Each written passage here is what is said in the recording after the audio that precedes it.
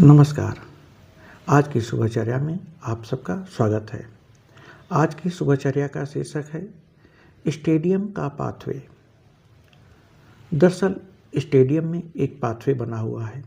यह सीमेंटेड है और मैदान के चारों ओर है। यहाँ टहलने आने वाले लोग इसी पाथवे पर चलते हैं। आज 5:30 बजे मैं यहाँ आ गया था। तब तक अंधेरा ही था। इधर महोबा में 1-2 दिन से ठंड पड़ना कम हुई है। मौसम अच्छा हो चला है। तो कई दिनों बाद आज स्टेडियम में टहलने आया था। वैसे भी महोबा में कुल मिलाकर 6-7 दिन ही कुहासे वाली शीतलहरी रहती है। आज स्टेडियम में सुरसरी हवा जरूर बह रही थी, लेकिन यह उत्तर के जिलों के जैसी हड़क पाने वाली नहीं थी। कुल मिलाकर स्टेडियम में टहलते हुए यह हवा शरीर को सुखद लग रही थी। मैंने यहाँ आकर तय किया कि आज मुझे इस स्टेडियम का 3 चक्कर लगाना है। मैं थोड़ा तेज चल रहा था।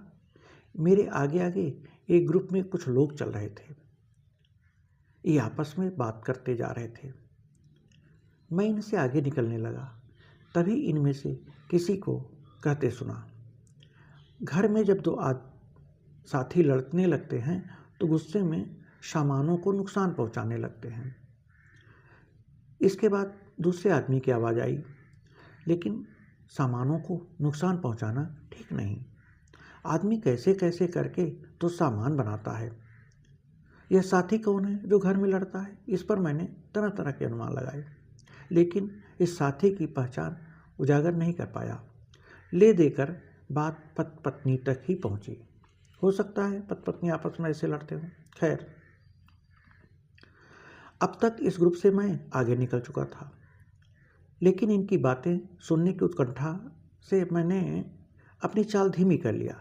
अपने कदम धीरे धीरे रखने लगा।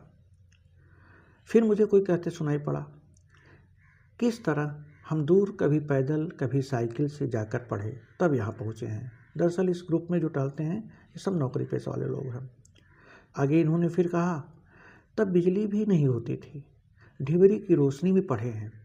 यहाँ तक कि लालटेन होना भी बड़ी बात होती थी। किसी किसी घर अगर लालटेन होती भी तो एक आध ही, टार्च होना भी बड़ी बात होती। अब टार्च की ज़रूरत ही नहीं रह गई है। बच्चे कहते हैं टार्च की क्या ज़रूरत।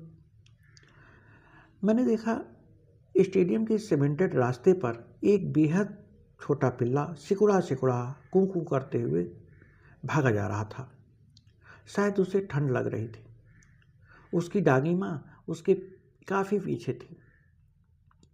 मैंने झुककर उस पिल्ले को सहलाया और आगे बढ़ गया था।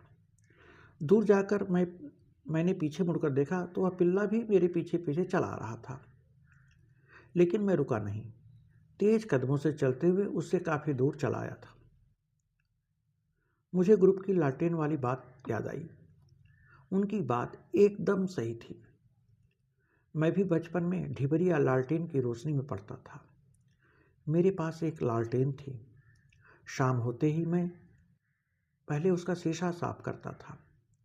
कभी कभी लालटेन की बाती जली हुई होती तो रोशनी धीमी होती। रोशनी तेज करता तो उसकी लौ से धुआं उठने लगता। फिर लालटेन बुझाकर उसकी बाती के जले भाग को काटता और दोबारा लालटेन जलाता। तब जाकर लौ स्थिर होती और लालटेन की रोशनी तेज हो उठती। अक्सर इस लालटेन को अपने दालान के सामने भी टांग देता। उसकी रोशनी देख मन ही मन खुश होता। कई बार तो ऐसा होता, इसकी लौ को मैं एकटक निहारता रहता। इसी तरह मेरे पड़ोस के अन्य बच्चे भी लालटेन जलाकर अपने घर के दरवाजे पर टांग देते। कभी कभी हम बच्चे आपस में तेरे लालटेन की रोशनी से तेज मेरे लालटेन की रोशनी है जैसी बातें करते। बच्चे अब ढिबरी और लालटेन नहीं, बिजली के लट्टुओं और इनके झालरों की रोशनी में खुश हो लेते हैं। दरअसल समय नहीं, चीज़ें बदल जाती हैं। शायद चीज़ों के बदल जाने को ही समय बदलना कहते हैं। लेकिन कौन से कारक हैं जिनसे चीज़ें बदलती हैं? शायद इसका उत्तर राजनीति हो। राजनीति में चीज़ों को बदल देने का गुण होता है, लेकिन यह राजनीति गरीब और गरीबी की बात करना नहीं मिटा पाती। फिर भी राजनीति है कि गरीबी के पीछा नहीं छोड़ती। अजब दीवानगी है इसके प्रति। राजनीति दिन रात इस गरीबी के पीछे ही भागती रहती है। इससे राजनीति गरमा जाती है। ऐसी गरमाई राजनीति में कम से कम हाथ तो सेका ही जा सकता है। धन्यवाद। जय हिंद। फिर मिलेंगे।